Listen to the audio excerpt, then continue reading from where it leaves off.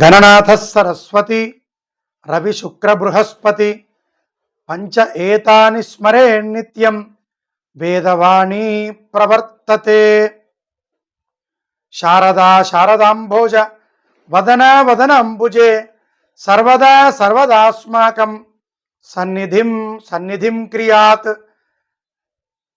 పుండరీకాసనాసీనం పాండురాభ్రేందు సన్నిభం అఖండ బోధజనకం హయగ్రీవముపస్మహే. జ్ఞానానందమయం దేవం నిర్మల స్ఫటికాకృతిం ఆధారం సర్వ విద్యానాం హయగ్రీవముపాస్మహే.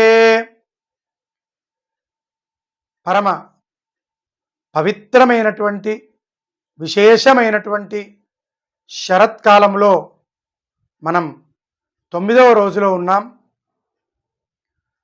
మనకి మార్కండేయ పురాణం అంతర్గతమైనటువంటి దుర్గా సప్తశతి,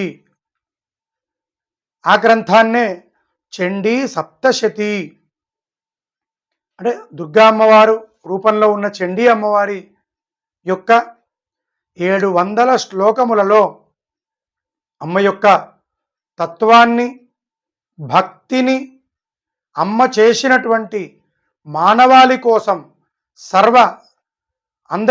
సర్వుల కోసం, జీవులందరి కోసం అమ్మ ప్రార్థనను, అమ్మ మనందరి ప్రార్థనను విని అనుగ్రహించినటువంటి కథల రూపంలో, స్తోత్ర రూపంలో మార్కండేయ పురాణ అంతర్గతమైనటువంటి చండీ దుర్గా సప్తశతిలో ఒక గొప్ప మాట చెప్తారు. శరత్కాలే మహాపూజ క్రియతే యా చ వార్షికీ తస్యాన్మమైతన్మాహాత్మ్యం శ్రుత్వా భక్తి సమన్వితః. శ్రుత్వా భక్తి సమన్వితః. ఎవరైతే శక్తి యొక్క చరిత్రను ఈ శరదృతువులో ఎవరైతే వింటారో వారందరికీ కూడా ఈతి బాధలు, అలాగే మానసికమైన బాధలు, శరీరంలో వచ్చేటువంటి రుగ్మతలు, రోగములు అన్నీ కూడా తొలగిపోతాయి. ముఖ్యంగా శరత్కాలే మహాపూజ క్రియతే యా చ వార్షికి. సంవత్సరంలో ముఖ్యముగా ఈ శరదృతువు సమయంలో ఆశ్వీజ శుద్ధ పాడ్యమి నుంచి ఆశ్వీజ పున్నమ వరకు, లేదు కొన్ని గ్రంథాల ప్రకారం ఆశ్వీజ మాస ఎక్కువ మంది పాటించేది, ఎక్కువ గురు సాంప్రదాయాలు చెప్పినటువంటి మార్గం ఆశ్వీజ శుద్ధ పాడ్యమి నుండి ఆశ్వీజ శుద్ధ నవమి వరకు 9 రోజుల పాటు అమ్మ యొక్క నామాన్ని జపించడం, అమ్మను చూసి తనివి తీరా తరించడం, అమ్మ యొక్క పూజలో పాల్గొనడం, అమ్మ పూజ జరిగే దగ్గర దాన రూపంలో, అది బియ్యమే కావచ్చు, అన్నదానమే కావచ్చు, పూజకి సంబంధించినటువంటి వస్తువులు సమర్పించడం కావచ్చు, లేదు ఆ పూజకు సంబంధించినటువంటి శారీరక శ్రమ చేయడం కావచ్చు, ఏ రూపంలో సంవత్సరానికి క్రియతే యా చ వార్షికి, సంవత్సరంలో ఎవరైతే ఈ శరత్కాల మహాపూజలో పాల్గొంటారో, లేదు సేవిస్తారో, చెప్తారో, వింటారో, తస్యాన్మమైతన్మాహాత్మ్యం, వాళ్ళందరికీ కూడా, అన్ని జీవులకు ముఖ్యంగా జ్ఞానం, ఏది తప్పు ఏది ఒప్పు తెలుసుకునేటువంటి భాగ్యం ఉన్నటువంటి జ్ఞానవంతులైనటువంటి మానవాళందరికీ కూడా శ్రుత్వా భక్తి సమన్వితః, భక్తితో సేవిస్తారో, శాస్త్రాల్లో చెప్పబడినటువంటి విషయాలను శ్రుత్వా విని తెలుసుకొని ఆచరిస్తారో, నా మాహాత్మ్యం వల్ల వాళ్ళకి అనుకున్నటువంటి కోరికలన్నీ కూడా తీరుతాయి అని అమ్మవారే సిద్ధిదాత్రి రూపంలో, నవమం సిద్ధిదాత్రీచ, 9వ రోజున మొదటి రోజు శైలపుత్రి, ప్రథమం శైలపుత్రీతి 1వ రోజున శైలపుత్రిగా, ద్వితీయం బ్రహ్మచారిణి 2వ రోజు బ్రహ్మచారిణి రూపంలో, తృతీయం చంద్రఘంటేతి, చంద్రఘంట అనే పేరుతో అమ్మవారు అవతారాన్ని ఎత్తి 3వ రోజు స్మరించిన వాళ్లకు, ధ్యానించిన వాళ్లకు, పూజించిన వాళ్లకు, సేవను చేసుకున్నటువంటి వాళ్ళందరికీ కూడా అనుగ్రహించడం కోసమై 3వ రోజున అమ్మ చంద్రఘంటా రూపంలో, కుష్మాండేతి చతుర్థకం 4వ రోజున కూష్మాండ అనేటువంటి పేరుతో అనుగ్రహించినటువంటి తల్లి, పంచమం స్కందమాతేతి 5వ రోజున పూజించిన వాళ్ళందరికీ, స్మరించిన వాళ్ళందరికీ, సేవ చేసిన వాళ్ళందరికీ, పూజకు సహకరించిన వాళ్ళందరికీ కూడా స్కందమాత పేరుతో అనుగ్రహించినటువంటి తల్లే షష్ఠం కాత్యాయనీతి చ, కాత్యాయనుడు అనేటువంటి ఋషీశ్వరుడి కోసం అప్పుడున్నటువంటి ఆ రాక్షసులందరినీ సంహరించడం కోసమై కాత్యాయని అమ్మవారి పేరుతో అమ్మ అవతారాన్ని ఎత్తింది. అమ్మ పేరే 6వ రోజు కాత్యాయని. సప్తమం కాలరాత్రీతి, కాలరాత్రి పేరుతో 7వ రోజున మహాగౌరీతి చాష్టమం 8వ రోజున మహాగౌరీ రూపంలో, తర్వాత కాలరాత్రి అనే పేరుతో కూడా అమ్మ అవతరించి అనుగ్రహించినట్టుగా, నవమం సిద్ధిదాత్రీచ అంటే అన్ని రూపాల్లో జన్మించినటువంటి తల్లే సిద్ధిదాత్రి రూపంలో కోరినటువంటి కోరికలన్నీ సిద్ధింపజేయడం కోసమై అమ్మనే చక్కగా నిలబడి మనందరినీ అనుగ్రహించడం కోసమై సిద్ధిదాత్రి అనే పేరుతో అవతరించింది అని మార్కండేయ పురాణోక్తంలో ఉన్నటువంటి చండీ దుర్గా సప్తశతిలో మనకి తెలియజేస్తారు. మార్కండేయ పురాణంలో కూడా, దేవి భాగవతంలో కూడా తెలియజేస్తారు. ఒక్కొక్క ప్రాంతాన్ని బట్టి, ఒక్కొక్క యుగ ధర్మాన్ని బట్టి, ఒక్కొక్క గురు సాంప్రదాయాన్ని బట్టి వారి వారి సాంప్రదాయాన్ని అనుసరించి, ప్రాంతాన్ని అనుసరించి అమ్మ యొక్క పేరును ఏ పేరున పిలిచినా కూడా, ఏ రూపంలో పూజించినా కూడా మూలముగా ఈ పేర్లతో మనం ధ్యానించాలి, పూజించాలి అని ఎక్కువ గ్రంథాల్లో చెప్పబడి ఉన్నందున మనం వాటిని స్వీకరించడం జరిగింది. 9వ రోజున సిద్ధిదాత్రి. ఆ సిద్ధిదాత్రి ఎలా ఉంటుంది అంటే, మనకి సిద్ధ గంధర్వ యక్షాద్యై రసురై అమరై అపి సేవ్యమానా సదా భూయాత్ సిద్ధిదా సిద్ధిదాయిని. సిద్ధిదా సిద్ధిదాయిని ఎవరెవరు ఏ ఏ కోరికలను నమస్కరించుకొని పూజించినా కూడా సిద్ధింపజేసే తల్లి గనక సిద్ధిదాయిని అంటే వరాలనిచ్చే తల్లి, ఆమె పేరే సిద్ధిదాయిని. ఇంకా సిద్ధిదాత్రీచ అనుగ్రహించేటువంటి తల్లిని సిద్ధిదాత్రి అంటారు. మరి 9వ రోజున మనం మహర్నవమి రోజు స్మరించి పూజించి తరించేటువంటి తల్లి ఎవరెవరి చేత పూజింపబడిందయా?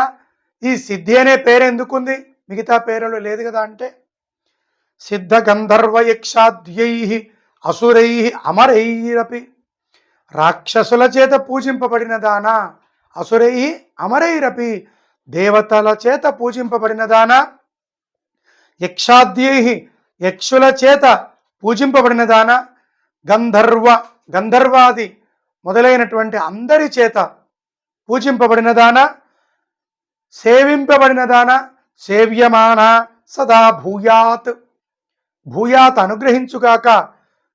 ఎవరినండి? సేవ్యమాన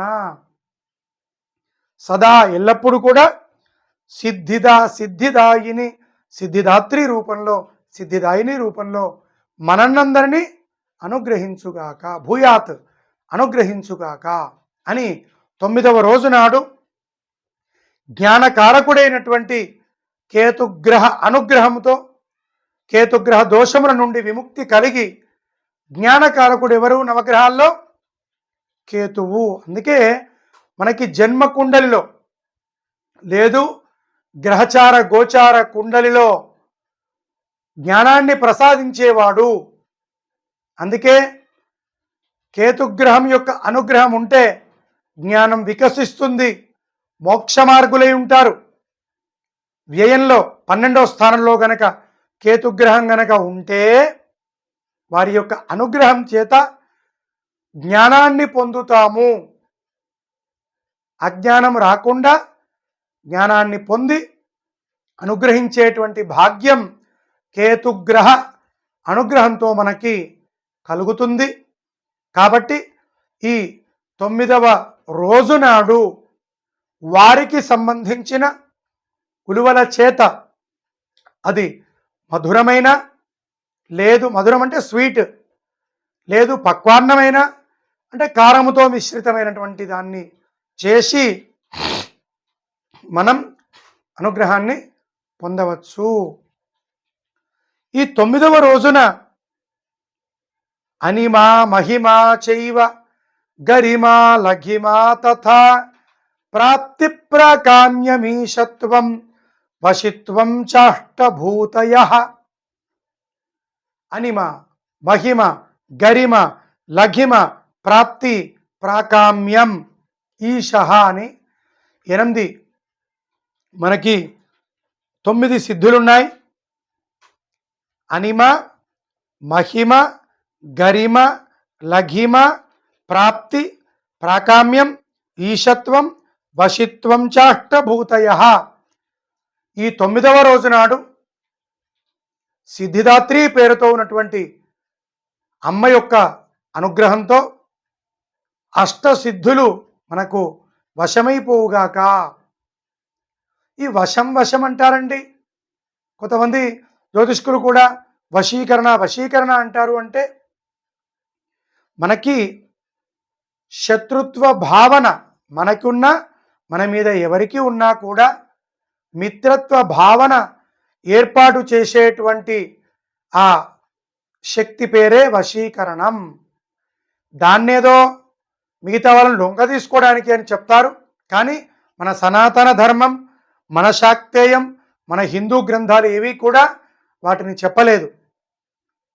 కేవలం శత్రుత్వ భావన పోయి మిత్రుత్వ భావన కలగడం కోసం మాత్రమే మనకి శాస్త్రాల్లో చెప్పబడి ఉన్నాయి. ఈ 9వ రోజు ఉండే అమ్మవారినే అపరాజిత అనే పేరుతో పిలుస్తారు. ఆ అపరాజిత అమ్మవారు అంటే మనకి ఎక్కడ కూడా అపజయం కలగకుండా అనుగ్రహించేటువంటి తల్లి పేరే అపరాజిత. ఈ అపరాజిత అమ్మవారు మహర్నవమి అని పేరు. ఈ 9వ రోజుకు నవమి, కానీ మహర్నవమి. ప్రతి నెల శివరాత్రి ఉంటుంది. విశేషముగా మూర్తి రూపంలో ఉన్న పరమాత్మ శంకరుడు, బోలాశంకరుడు మాఘ కృష్ణ చతుర్దశి రోజున ఒక నిరాకార పరబ్రహ్మముగా, అంటే ఒక కిరీటంలాగా అయినాడో. మానవ శరీరానికే శిరస్సు, మానవ శరీరానికి శిరస్సు ఉంటుంది. ఆ శిరస్సు రూపంలో లింగ రూపాన్ని పొందిన రోజును మహాశివరాత్రి అంటారు. అలా ఈ ఆశ్వీజ శుద్ధ నవమికి మహర్నవమి అని పేరు. అలాగే ఆషాఢ శుద్ధ నవమికి కూడా మహర్నవమి అని పేరు. అలాగే మాఘశుద్ధ నవమి, మాఘశుద్ధ పాడ్యమితో మొదలెట్టినటువంటి నవరాత్రుల్లో నవమి రోజును మహానవమి అంటారు. అలాగే వినాయక నవరాత్రుల్లో చవితి నుండి వచ్చేటువంటి దానిలో మనకి త్రయోదశిని మహాత్రయోదశి అంటారు. నిమజ్జనం చేస్తాం మనం. చవితి, పంచమి, షష్ఠి, సప్తమి, అష్టమి, నవమి, దశమి, ఏకాదశి, ద్వాదశి. ఈ 9 రోజుల్లో మనం స్వామిని పూజిస్తే మహాద్వాదశి పేరుతో పూజించి ఆ రోజు కానీ, లేదు మహాత్రయోదశి, లేదా అనంత మహాచతుర్దశి, పౌర్ణమి, ఈ రోజుల్లో మనం 15 రోజుల లోపల ఆ స్వామిని మనం జలంలో గంగాదేవికి అర్పణ చేస్తాం. విఘ్నేశ్వరుని 15 రోజులు చేసేవాళ్ళు ఉన్నారు. 3 రోజులు, 6 రోజులు, 9 రోజులు, 12 రోజులు, 15 రోజులు, 21 రోజు, 41 రోజు వరకు కూడా మనం అమ్మవారిని, గణపతి గారిని ఏ దేవుడినైనా సరే పూజించేయడానికి మనకి విధానాలు చెప్పబడి ఉన్నాయి. ఈ ఆశ్వీజ శుద్ధ నవమిని మహర్నవమి, మహత్తరమైనటువంటి శక్తి ఉన్నటువంటి మనకు మహాత్మ్యాన్ని చూపించేటువంటి నవమి కనుక మహర్నవమి, మహానవమి అనేటువంటి పేరుతో మనకి శాస్త్రాల్లో చెప్పబడి ఉంది. కాబట్టి నియమబద్ధంగా అమ్మవారి శరత్కాల నవరాత్రులలో మనం పూజించి తరించేటువంటి సిద్ధిదాత్రి రూపంలో మనకి అవకాశాలు ఉన్నాయి. ఇంకా ముఖ్యంగా ఈ 9వ రోజు నాడు ప్రత్యక్షముగా మనకున్నటువంటి అహాన్ని పోగొట్టుకొని ఇహాన్ని పొందడం కోసమై మన కళ్ళ ముందే ఉండేటువంటి ఒక బ్రాహ్మణ కన్యని, మనకు అనుమానం రావచ్చు, కన్య అంటే ఎవరింట్లో పుట్టినా కన్యనే కదండి అంటే కాదండి. మాంసభక్షణం చేయకుండా, అలాగే వారి కుటుంబంలో మద్యం సేవించకుండా ఎవరైతే ఉంటారో వారిని బ్రాహ్మణులు అని పిలుస్తారు. మద్యం సేవించకుండా ఆ వంశంలో ఉండాలి, మాంసం తినకుండా ఆ వంశంలో ఉండాలి. అటువంటి ఇంటిలో కన్యం బాలా రూపంలో కౌమారి అంటే చిన్న, మనం ఎవరినైనా గట్టిగా మాట్లాడాలన్నా, తప్పుగా మాట్లాడాలన్నా, బెదిరించాలన్నా ఎవరిని అంటామండి? చిన్న పిల్లల్ని అంటాం. అందుకని మన మనస్సులో సద్భావన కలగడం కోసమై ఈ 9వ రోజు పూజ పూర్తయిన తర్వాత బాలా రూపంలో, కౌమారి రూపంలో, బాలా త్రిపుర సుందరి రూపంలో మనం ఒక చిన్న అమ్మాయిని కూర్చోబెట్టి అమ్మవారికి ఇచ్చినట్టుగానే అక్కడ కూర్చున్నది అమ్మాయి అనే భావన లేకుండా, కూర్చున్నది అమ్మవారనే భావముతో కాళ్ళకు పసుపు రాసి, పారాన్ని పెట్టి, బొట్టు పెట్టి, కొత్త వస్త్రాలను ఇచ్చి కట్టుకొని రమ్మని ఆ అమ్మవారికే మనం కన్యా రూపంలో పూజిస్తున్నాం అని మన అహాన్ని పోగొట్టుకొని ఇహాన్ని పొందడం కోసమే, ఈ లోకంలో చేసే తప్పులన్నీ పోవడం కోసమై, పరలోకంలో పరమాత్మ దర్శనాన్ని పొందడం కోసమై, ఈ లోకంలో కూడా మనం సక్రమమైన మార్గంలో నియమాలను పాటిస్తూ కూడా ఆ కన్యా రూపంలోనే అమ్మవారిని కనుక పూజించగలిగితే, సభక్తికంగా పూజించగలిగితే అమ్మ మనల్ని అనుగ్రహిస్తుంది. అలాగే సువాసిన్యర్చన ప్రీత శోభన శుద్ధ మానస బిందు తర్పణ సంతుష్ట అని, అంటే మన మనస్సునే ఒక బిందువు రూపంలో అమ్మకు సమర్పణ చేసి, అమ్మ ఇదంతా నువ్వే చేయించుకున్నావు, ఈ చేసే పనంతా నువ్వే చేయించుకున్నావు నా మంచి కోసమై, నీకే స్వార్థం లేకుండా నిస్వార్థముగా నా స్వార్థం కోసమై నువ్వు నిస్వార్థముగా ఇవన్నీ చేయించావు, ఇవన్నీ దానాన్ని ఇప్పించావు, ఇవన్నీ స్మరణ చేయించావు, ఇవన్నీ చేయించుకునేది ఎవరు? నువ్వే తల్లి అనేటువంటి సద్భావనతో పుట్టిన చిన్న రూపంలో అంటే పిండ రూపంలో నుంచి మనం భూమి మీదకి వచ్చిన తర్వాత కన్యా అంటారు అమ్మాయిని. అంటే పుట్టినప్పటి నుండి 1వ కక్ష్య అంటే 1 సంవత్సరం వయస్సు నుండి వారు రజస్వలు అయ్యేదాకా వారిని కన్యగా పూజించవచ్చు, మనకు శాస్త్రాల్లో చెప్పబడి ఉంది. అలాగే రజస్వలైన స్త్రీ వివాహమైన తర్వాత సువాసిని, సుహాసిని, సువాసిని 2 పేర్లతో పూజించవచ్చు. అంటే ఎల్లప్పుడూ తన సంతోషం కాకుండా తన కుటుంబ సభ్యుల యొక్క సంతోషాన్ని సంతోషముగా ఉంటే స్త్రీ ఎవరో వారినే సుహాసిని. రజస్వలైన తర్వాత వివాహం చేసుకొని కుటుంబ బాధ్యతను నిర్వర్తిస్తూ సహనశీలి అయి భూమాతకున్న సహనాన్ని స్వీకరించి సహనశీలిగా ఉన్నటువంటి అమ్మవారినే ప్రత్యక్షముగా అమ్మవారి రూపంలో మనం ప్రత్యక్ష సరస్వతి పూజను చేయాలి. అందుకోసమై ఈ సరస్వతి నవరాత్రుల్లో మనం అమ్మను 9వ రోజున సువాసిని రూపంలో, అంటే వివాహమైనటువంటి స్త్రీ రూపంలో, అలాగే రజస్వల కాకముందు ఉన్నటువంటి స్త్రీని కన్యా అంటాం.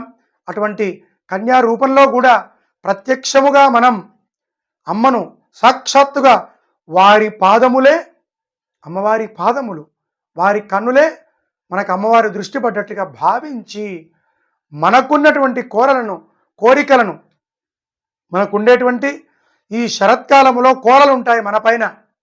ఎవరి కోరలు ఉంటాయండి? యమధర్మరాజు యొక్క కోరలు ఉంటాయి. అంటే దృష్టి పడుతుంది. ఆ యమధర్మరాజు యొక్క దృష్టి మన మీద పడకుండా, యముడి యొక్క కోరలు పడకుండా, వారి యొక్క కన్నులు మన మీద పడకుండా, ధర్మరాజు యొక్క కోరలు, యముని యొక్క కోరలు పడితే తప్పుడు ఆలోచన వస్తుంది, తప్పుడు పనులు చేయాలనేటువంటి ఆలోచన కలుగుతుంది, రోగాలు వస్తాయి. భోగే రోగ భయం అంటాడు భర్తృహరి. ఎవరో అతి సుఖాన్ని కోరుకుంటారో వాళ్ళకు రోగములు వస్తాయి. కాబట్టి వైరాగ్యమేవా అభయం అంటారు.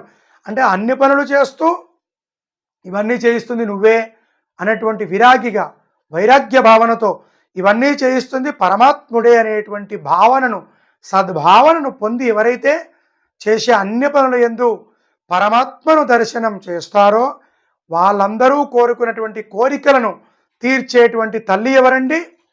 సిద్ధిదాత్రి.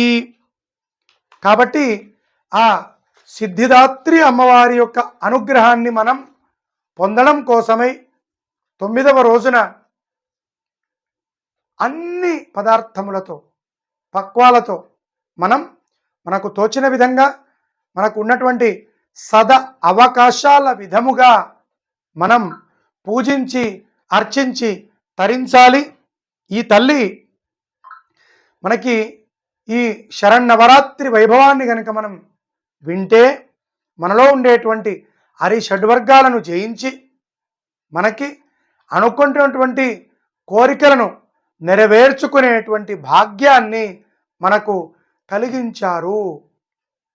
కాబట్టి ఈ 9 రోజులలో అమ్మ కడుపులలో 9 నెలలు మనం ఉండి ఆ రుణాన్ని తీర్చుకునేటువంటి భాగ్యాన్ని ఈ 9 రోజులలో అమ్మను సేవించి తరిస్తే చాలు, కొంతనైనా మన అమ్మ యొక్క అలాగే నాన్న యొక్క రుణాన్ని తీర్చుకునేటువంటి భాగ్యాన్ని మనం పొందవచ్చు.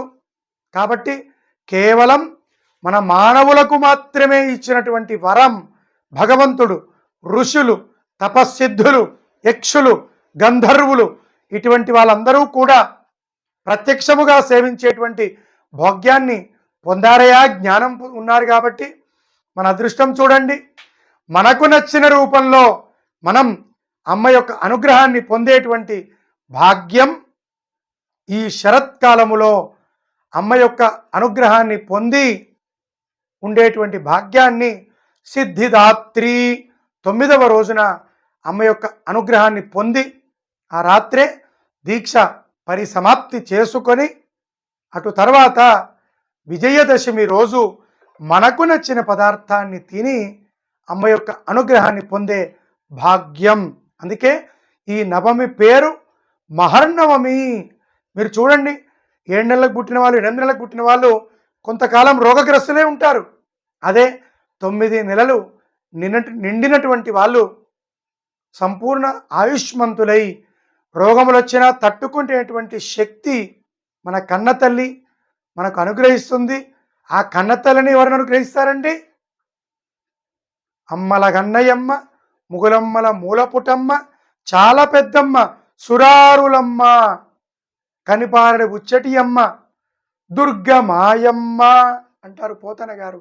కాబట్టి మన కష్ట నష్టముల నుండి, బాధల నుండి, మానసిక బాధలను, శారీరక బాధల నుండి విముక్తి కలిగించి అనుగ్రహించే తల్లే సిద్ధిదాత్రి.